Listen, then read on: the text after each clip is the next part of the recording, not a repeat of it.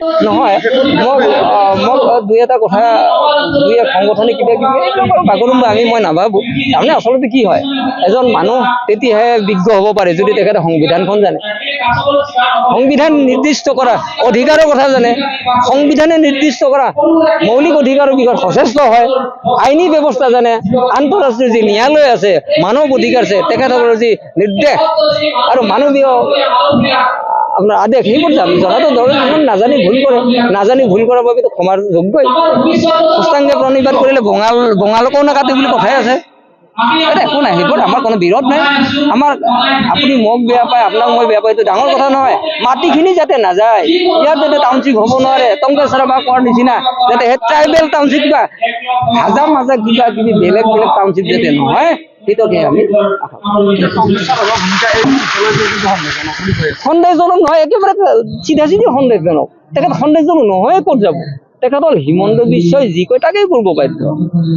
9 তাৰিখে যেতিয়া আপোনাৰ নদী বান্ধত আপোনাৰ বিৰাট আন্দোলন ৰাভা ছাত্ৰ সন্থাই, তেখেতক ধন্যবাদ দিবলৈ।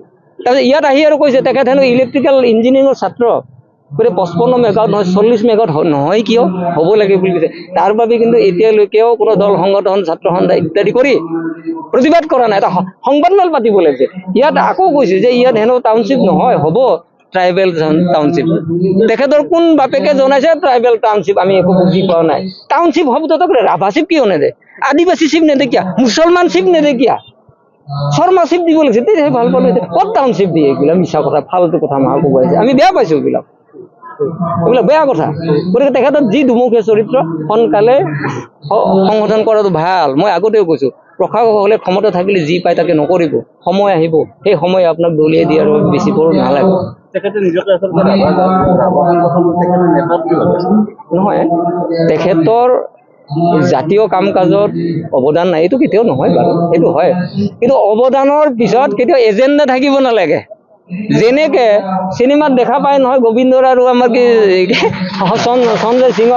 সঞ্জয় দত্তৰ প্ৰথমতে তেখেতসকল ঘৰ হয়, ভাগিন হয়, ভাই হয়, তাৰপিছত গাখীৰত ঔষধ মিলাই গোটেই লুট কৰি যায়। সেইটোহে হ'ব নালাগে টংকেশ্বৰ বাবা।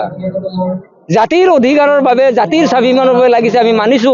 কিন্তু তাৰ আছিলে লৈ আপুনি বেক চাইডে যদি কোনোবা এজেণ্ডা লৈ আছে, তেতিয়াহ'লে এই ৰাভাসকলে জাগৃত হ'লে আপোনাৰ কোনো নিষ্ঠাৰে নাই। এইখিনি আপোনালোকে লিখি ৰাখক মোৰ কথা। আপোনাৰ প্ৰথম কথাটো হ'ল, আজি নাগৰিক সভাৰ উদ্দেশ্যটো আপোনালোকে জানিছে। ইয়াত অকল আমাৰ টাউনশ্বিপ বুলিয়ে নহয়, আজি আপোনাৰ এতিয়া মোৰ 55 মেগাৱাট আপোনাৰ জলবিদ্যুৎ প্ৰকল্প হ'ব, দৰাবিলত আপোনাৰ লজিষ্টিক পাৰ্ক হ'ব। যিবিলাক চেঞ্চিটিভ জোন, এইবিলাকৰ ধ্বংস যিটো হৈছে, আমি বৰ দুখ পাইছো। কাৰণ ইয়াৰ পৰা আপোনাৰ চিধা খিলঞ্জীয়াসকল, ভূমিপুত্ৰসকল, অন্যান্য পৰম্পৰাগত, এটা মই কৈছো দেই, বন আইনত অন্যান্য পৰম্পৰাগত বনবাসী বুলি আছে, অন্যান্য পৰম্পৰাগত বনবাসীসকল বঞ্চিত হ'ব, উচ্ছেদিত হ'ব, বহুলাঞ্চিত হ'ব। কিছু মাটিৰে তেখেতসকল জীয়াই আছে, তাৰপিছত ক'লৈ যাব? এই ক্ষেত্ৰত এইটো নাগৰিক সভা। দ্বিতীয় কথা, আজি আমি বৰদোৱাৰ ভূমিপত্তন দামী সমিতি যেনেধৰণে টাউনশ্বিপৰ বাবে হাহাকাৰ কৰি আছো, তেখেতৰ অসমৰ চুকে কোণে আপোনালোকে সকলোকে একেই হাহাকাৰ হৈ আছে। সেই হাহাকাৰত আমি এই সময়ত যিকোনো মুহূৰ্ততে আমি এক হ'বলৈ আমাৰ যথেষ্ট পথ মুকলি হৈ আছে। ইতিমধ্যে গুৱাহাটীত যি অসম ৰাজ্যিক ভূমি অধিকাৰ সংগ্ৰাম সমিতি বুলি আছে, যৌথ সংগ্ৰাম সমিতি, তেখেতসকলৰ আমি কাম কৰিয়ে আছো, নাগৰিক সভা অনুষ্ঠিত কৰিছো। ইয়াৰ পিছতে আমি গুৱাহাটীত এখন ডাঙৰকে অভিৱৰ্তন কৰিম। মই আহ্বান কৰিম, অসমৰ চুকে কোণে, এই কাৰ্বি আংলং হওক, এই ডিমা হাছাও, এই BTR হওক, নহ'লে বা অইন যিসকল এলেকা হওক, তেখেতসকল আমি আহ্বান কৰিম, ৰাভা আসাম হওক, আপোনালোকে সকলোৱে একেলগে হওক, আমি এক অমানৱিক উচ্ছেদৰ বিপৰীতে এক আন্দোলন খাৰা কৰিব লাগে। আমি গৈছিলো, যোৱা 6/6/2025 তাৰিখে গৈছিলো, কিন্তু তেখেতসকলৰ কথাবিলাক আমাৰ সন্দেহজনক হয়, আমি বিশ্বাস যোৱা নাই। মুখ্যমন্ত্ৰী কৈছে যে টাউনশ্বিপ বৰদোৱাৰ বাগানো নহয়, কিন্তু পলাশবাৰীত হ'ব। কিন্তু পলাশবাৰীতো আপোনাৰ বৰদোৱাৰ বাগানটো পলাশবাৰীতে হয়। তেখেতে চিধাকে আনুষ্ঠানিকভাৱে ক'ব লাগে যে বৰদোৱাৰ বাগানত নহয়, তাৰ সলনি আপোনাৰ অমুক ঠাইত হয়, তেতিয়া হয়।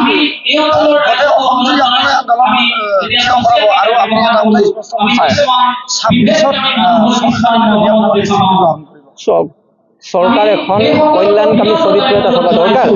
যাক আপোনাৰ এৰিষ্টটলে তেতিয়াই কৈছিল যে শাসক সদায় ফিলচফাৰ হ'ব লাগে, দাৰ্শনিক হ'ব লাগে, আকাশ চাব পাৰিব লাগে, মানুহ হৃদয়লৈকে সোমাব লাগে। কিয় কৈছে? কাৰণটো হ'ল যিসকল সময়ক জিনি যোৱা নহয়, সমাজক জিনি যোৱা নহয়, কালক জিনি যোৱা নহয়, তেখেতসকল প্ৰশাসক হ'ব নোৱাৰে, তেখেতসকল ৰাষ্ট্ৰৰ কল্যাণকামী চৰিত্ৰ বুজিব নোৱাৰে। গতিকে আমি যদি কালক, সময়ক আৰু মানুহৰ হৃদয়ক জিনি যাব পৰা কোনো প্ৰশাসন নাপাওঁ, তেতিয়াহ'লে 26 জনক আমি তেখেতসকলক দলিয়াই দিবলৈ আমি বাধ্য হ'ম। ইয়াৰ বাবে আমি আগুৱাই যাম, কাৰণ যিখন চৰকাৰে কল্যাণকামী নীতি আগুৱাই যাব নোৱাৰে, জনসাধাৰণৰ যদি অকল্যাণ হয়, বিপদ হয়, আপদ হয়, তেতিয়াহ'লে তেওঁ সলনি কৰা উচিত, মই ভাবোঁ উচিত বুলি ভাবোঁ আপোনাৰ। আৰু সেইটো হ'ব, কেনেকৈ হ'ব সেইটো কোৱাতকৈ ডাঙৰ কথা, মানুহ স্বতঃস্ফূৰ্তভাৱে আহিব। আপুনি ইতিহাস চালে গম পাব। আজি যদি এই কথাখিনি নহ'লে, আজি যদি মুছলিনী ডাঙৰে হৈ থাকিলে, নেপলিয়ন ডাঙৰে হৈ থাকিলে, মানে মুয়াম্মাৰ গদ্দাফি পৃথিৱীৰ শক্তিশালী মানুহ হ'ল, ক'ত গ'ল তেখেতক? কোনফালে গ'ল? ইতিহাসত কলংকিত হৈ থাকিল। আজিৰ প্ৰশাসকক আমি কৈছোঁ, আপোনালোকে ইতিহাসত কলংকিত হ'ব নালাগে। আমাৰ ভূমিপুত্ৰসকলক, খিলঞ্জীয়াসকলক, পৰম্পৰাগত বনবাসীসকলক অধিকাৰ দিয়ক, তেখেতৰ ভেটিবিলাক ঘূৰাই দিয়ক। আপোনালোকে মানে উচ্চাৰণ কৰিব। আমি জানো উন্নয়ন লাগিব, আমি ইয়াত যেতিয়া আপোনাৰ জাগিৰত ইণ্টিগ্ৰেটেড টাউনশ্বিপ প্ৰকল্প হ'ব, তাত আমিতো বেয়া পোৱা নাই, বৰং তাত যদি সহযোগ লাগে, তাত যদি কাম কৰা মানুহ লাগে, আমি যাম, আদিত্যৰ ভাৱে যাম, কাৰণ তাত আপোনাৰ সেই মাটিখিনিৰ হ'ব লাগে, হোৱাটো উচিত। কিন্তু ইয়াত যদি আপোনাৰ হাজাৰ হাজাৰ পৰিয়াল উচ্ছেদ কৰি আমাক বেঘৰ কৰি আৰু যদি কোনোবা উদ্যোগ কৰে, কিবা কৰে, আমি সেইটো নামানো, সেইটো অসম্ভৱ। আপোনালোকে খবৰত এটা কথা লিখিছে যে মুখ্যমন্ত্ৰী মহাশয় আমাৰ মাটি আপোনাৰ খেলপথাৰ নহয়, আচলতে কি ক'ব? কথা কওঁতে অলপ দিগদাৰ। মুখ্যমন্ত্ৰী মহোদয়ক মই মুকলিকে কৈছোঁ দেই, তেখেতৰ পৰিয়াললৈকে বাৰে বাৰে কেতবোৰ বৰ বেয়া নেতিবাচক কথা যাই আছে। কোনোবাই কয় আমাৰ মামীক যিটি মাটি নেদেখাবি দেই বুলি কয়, মামীক উপাধিহে দি দিছে। দ্বিতীয়তে কথা, তেখেতেও হেনো ইণ্টাৰনেশ্যনেল লেভেলৰ স্কুল খুলিছে, এইবোৰ ভাল দেখা নাই। যি ৰক্ষকে, যি শাসকে দেশৰ শিক্ষাৰ পৰা, অৰ্থনীতিৰ পৰা, সমাজ ব্যৱস্থাৰ পৰা আগবঢ়াই নিব লাগিছিল, তাৰ ফলত যদি ব্যক্তিগত স্কুল খোলে, তেতিয়াহ'লে আমাৰ ক'ব লগা আছে। গতিকে আমি ক'ব লগা আছে, এইটোতো ভয়াৱহ কথা। আজি শিক্ষাৰ যিটো স্থবিৰ অৱস্থা, সেইদিনা কেন্দ্ৰীয় চৰকাৰে যি শিক্ষাৰ যি মান নিৰ্ধাৰণ কৰি তাত নৱম স্থানত আছে তেখেতসকল, আকাংক্ষাৰ 2 নম্বৰত আছে, তাৰ মানে কি 1 নম্বৰ সন্দিকল হৈছে, আমাৰ কামেই নাই, তাৰপিছত আপুনি উচ্ছেদ কৰিবতো নামানিম নহয়। নাই নাই, এইবিলাক কথা চব আমাকতো চিধাচিধি কোনোবাই জাতি বিৰোধীও বুলি কৈছে, তাৰ বাবে অনুমতি লৈ আমি সভা সমিতি কৰিব লাগে বুলি কৈছে। কিন্তু ডাঙৰ কথাটো হ'ল ইয়াত ভাল কাম কৰিবলৈতো বিৰোধ হ'বই। যেনেকৈ খাণ্ডৱ দাহৰ বাবে এটা ফিৰিঙতি দৰকাৰেই হয়, গতিকে আমি ফিৰিঙতি বুলি ভাবোঁ, আমি খাণ্ডৱ দাহ নহয়, খাণ্ডৱ দাহ নোহোৱাৰ আগে বন্ধ কৰা উচিত। আৰু আনে কি কয় বেলেগ কথা, আমি কি ভাবোঁ সেইটোহে মূল কথা। মই ভাবোঁ আৰু এই গোটেই আন্দোলনৰ মূল কথাখিনি, প্ৰেক্ষাপটখিনি আগবঢ়াই নিয়াৰ বাবে আপোনালোকে দায়বদ্ধ। নহ'লে এই জনজাতিসকলে হেৰাই যোৱাৰ বাবে, এই আৰু খিলঞ্জীয়াসকলে হেৰাই যোৱাৰ বাবে, পৰম্পৰাগত বনবাসীসকলে হেৰাই যোৱাৰ বাবে কিন্তু আপোনালোকক কোনোবাই ক'ব সাংবাদিক হ'ল কিয় সহায় নকৰিল। কাৰণ মই ইয়াৰ বাবে কৈছোঁ, আজি 13 ফেব্ৰুৱাৰীৰ পৰা যি আন্দোলন, মই বাৰে বাৰে কওঁ, মোক কৈ ভাল লাগে, আপোনালোকৰ ছাপোৰ্ট আমি সদায় নমৰালৈকে মনত ৰাখিম। চৰকাৰ বিৰোধী এটা এই আন্দোলনটো আমাৰ অসমীয়া ইন জেনেৰেল আৰু ট্ৰাইবেলসকলৰ মাটি নাইকিয়া কৰিবলৈ, ট্ৰাইবেলসকলৰ হাতৰ পৰা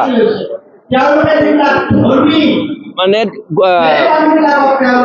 টানিবলৈ তেওঁলোকে এটা বেকডোৰ পলিচি বনাইছে।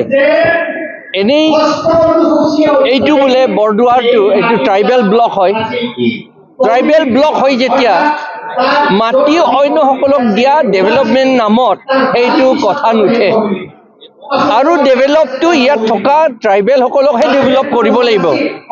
তেওঁলোকৰ মাটি লৈ পেলাই, তেওঁলোকৰ মাটি টানি লৈ গৈ পেলাই তেওঁলোকক ডেভেলপ কৰিম বুলি এইটো কথাটো মিছা কথা। এইটো এনেই তেওঁলোকৰ মাটি নাইকিয়া হ'ব, কেনেকৈ ডেভেলপ হ'ব? সেইকাৰণে এইটো এটা বেকডোৰ পলিচি আমাৰ ট্ৰাইবেলসকলক আকৌ বেছিকৈ দুখীয়া কৰিবলৈ কাৰণে এইটো কৰিছে।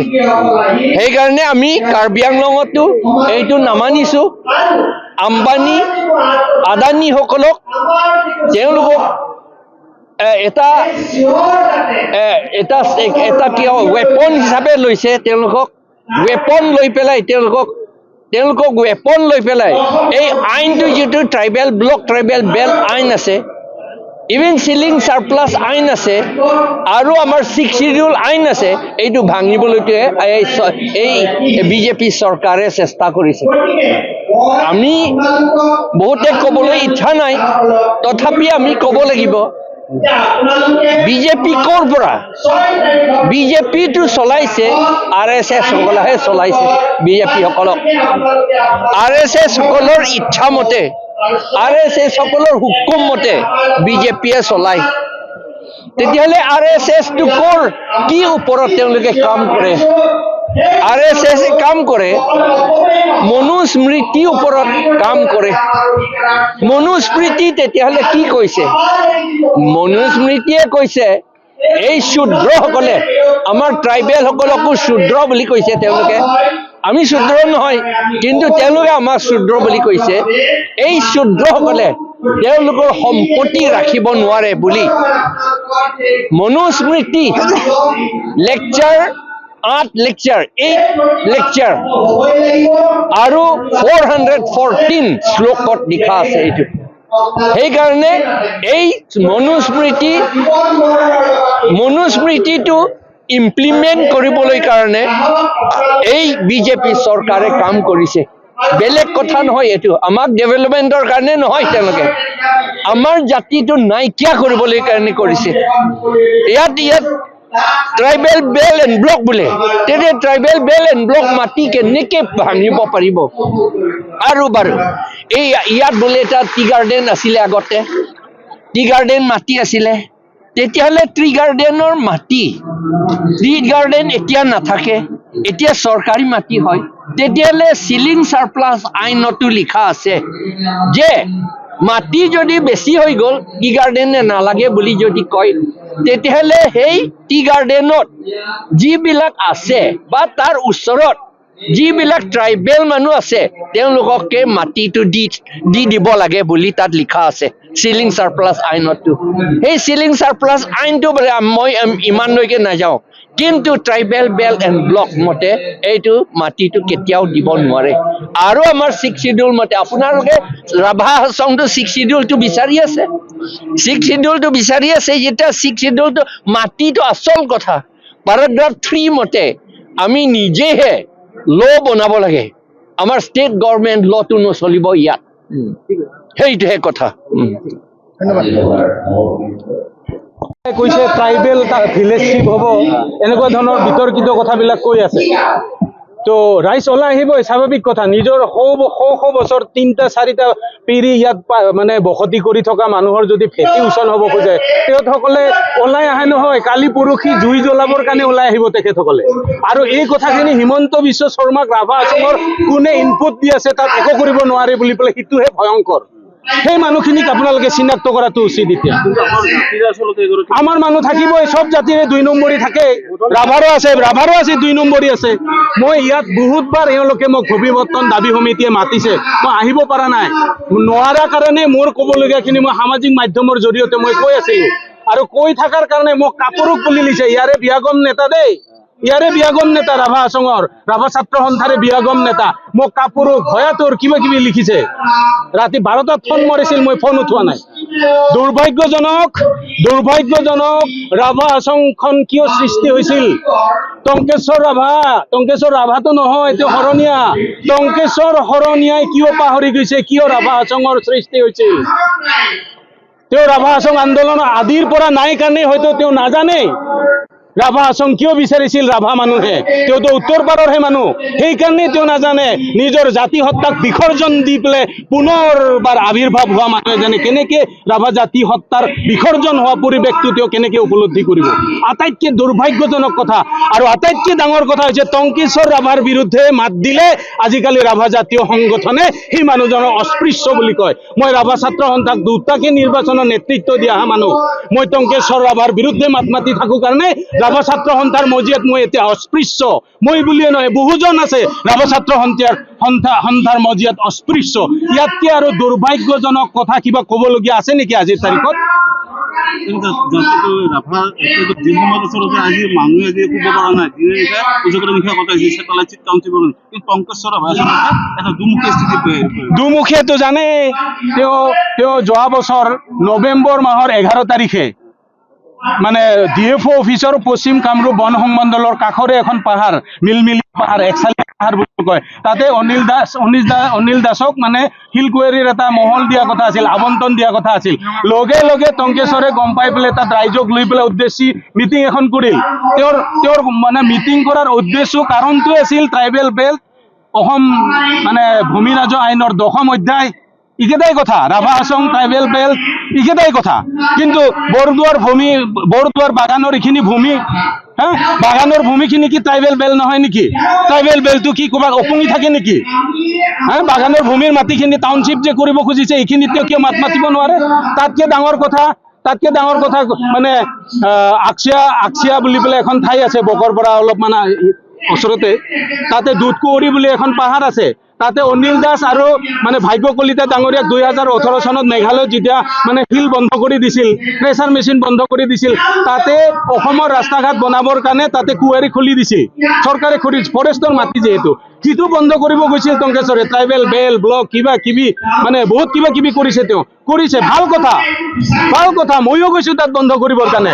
কিন্তু সেইজন টংকেশ্বৰে বৰদুৱাৰ বাগানৰ মাটি মানে টাউনশ্বিপত গ'লে কিয় মাত মাতিব নোৱাৰে? এই চৰিত্ৰটো ৰাভা জাতীয় সংগঠন বিলাকে কেতিয়া বুজি পাব?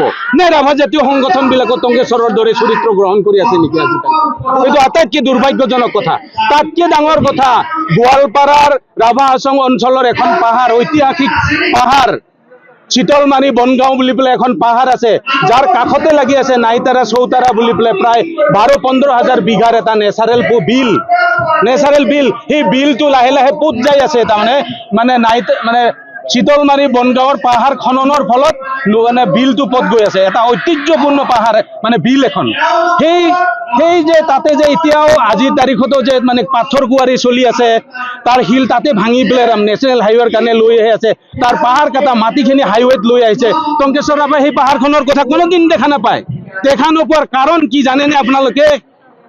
দেখা নোপোৱাৰ এটাই কাৰণ, যিকেইজন মানুহে পাথৰ কুঁৱাৰী তাৰে মাটি কটা শিল কটা কাৰ্যৰ লগত জড়িত হৈ আছে, সেই মানুহখিনি দুধনৈৰ আশে পাশে থকা মানুহ, আৰু সেই মানুহখিনিৰ অক্সিজেন লৈ পেলাই টংকেশ্বৰে দুধনৈত ৰাখি পেলাই ৰাভা হাছঙক শাসন কৰি আছে, আৰু সেই অক্সিজেন দিয়া মানুহখিনিৰ বিৰুদ্ধে তেওঁ কেতিয়াও মাত নামাতে।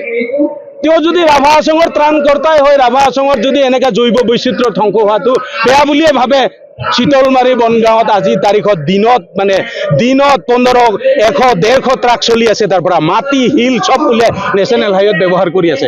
কোনোবা লৰাই যদি তাতে ৰাস্তাত ওলাই পেলাই যদি ট্ৰাক ৰখাই পেলাই কয় ৰাস্তা বেয়া হৈ আছে, আপোনালোকে ৰাস্তা ভাল কৰিব লাগিব, এনেকুৱা যদি ক'ব খোজে, লগে লগে ধূপধাৰা ৰংজুলিৰ পুলিচ গৈ পেলাই তাত হাজিৰ হয়, কোবাই।